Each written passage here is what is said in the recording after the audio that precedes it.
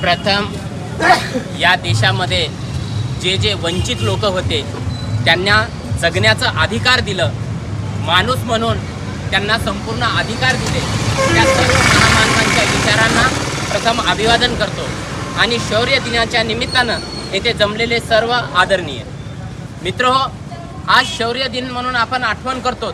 ते शौर्य दिन म्हणजे काय? पिनाक महार या महामानवाला आपण आठवण करतो, कारण यांची लढाई कोणती होती हे आजच्या दिवशी आपण समजून घेतलं पाहिजे. यांची लढाई होती ते अस्तित्वाची लढाई होती. आमच्या येणाऱ्या पिढ्याला त्यांना न्याय द्यायचं होतं, त्याचा अधिकार नव्हता. तो अधिकार आपल्याला मिळालेला आहे फक्त आपल्या महामानवांच्या त्यागामधून, आणि तो त्याग आज आपण आठवण करतो. मित्रो, डॉक्टर बाबासाहेब आंबेडकरांचं मस्तक हे कुठंही झुकलं नव्हतं.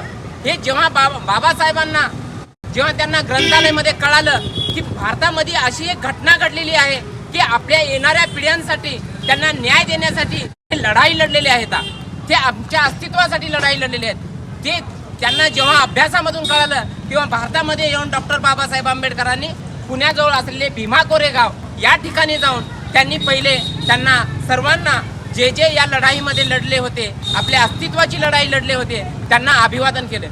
डॉक्टर बाबासाहेब आंबेडकर म्हणजे हे जगामध्ये विद्वान एक ज्ञानसागर, किंवा या 500 महारांना, या 500 योद्धांना जाऊन नतमस्तक होतात.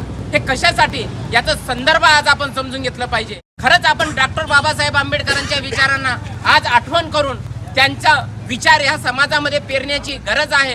कारण आज डॉक्टर बाबासाहेब आंबेडकरांनी नुसता आम्हाला माणूस म्हणून जगण्याचा अधिकार दिला नाही, तर राजकीय न्याय दिलं, आर्थिक न्याय दिलं आणि सामाजिक न्याय दिलं. या सर्व न्यायांना घेऊन आपण आज व्यवस्थितपणानं जगतो. पण खरंच बाबासाहेबांचे विचार आज आपण समाजामध्ये रुजवतो का? बाबासाहेबांना जो अपेक्षित होता समाज, तो समाज आपण घडवण्याचा प्रयत्न करतो का?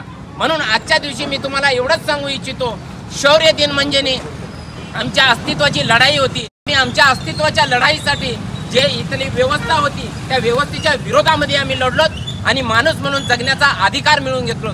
एवढंच आपल्याला सांगू इच्छितो. धन्यवाद. जय भीम, जय सिद्धनाथ. या ठिकाणी